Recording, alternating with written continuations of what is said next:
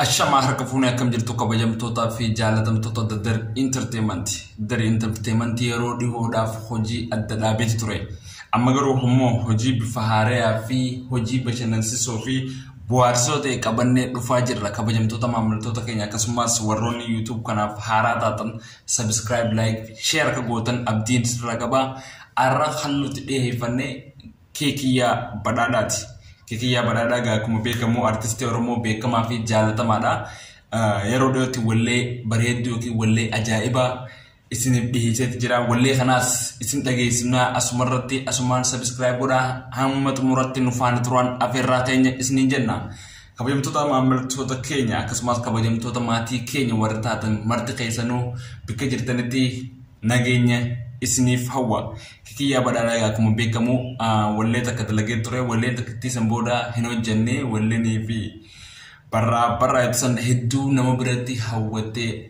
yero sanke sate yero kapso tore walle hale roti wajin diemtu hojjate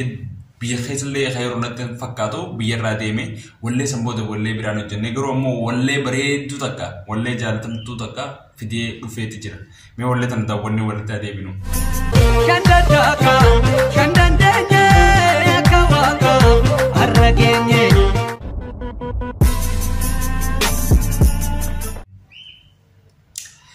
Ega akuma walle tanarra daawwatan kanatti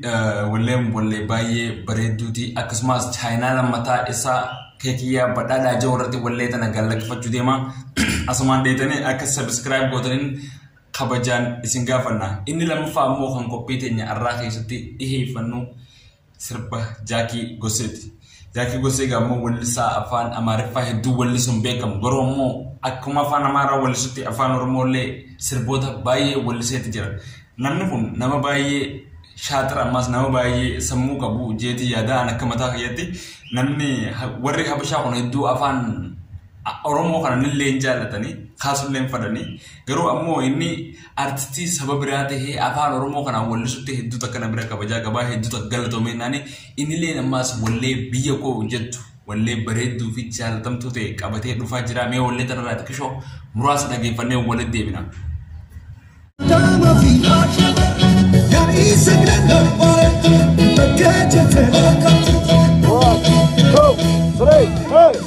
Sitti fakule, sitti fakule, sitti fakule, sitti fakule, sitti fakule, sitti fakule,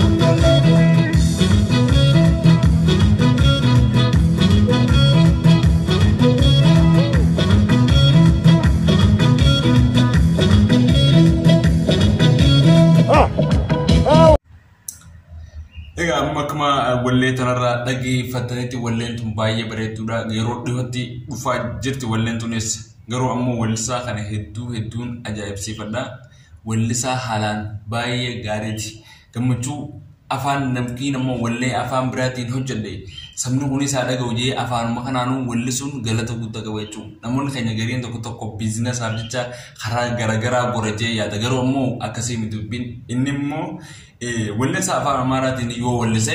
walleenii fi jaalatamtuu fi namni baay'ee daawwatu jechuudha afaan Oromootis deebi'ee afaan Oromootiin wallisuun isaatu waan guddaadhaan jaanii hedduu taggalatamii anaa dhufu isiniin jenna arraaf kan qopheeffannee kanuma torbaan ammoo qophii biraatii fi qophii bashannansiisoo biraatiin walitti deebina kabajamtoota maamiltoota keenya warreen maatiin nu taatan hedduu galatoomaa warreen maatiin nu hin ta'in subscribe godhaa nu cinaa dhaabbadhaa isiniin jenna.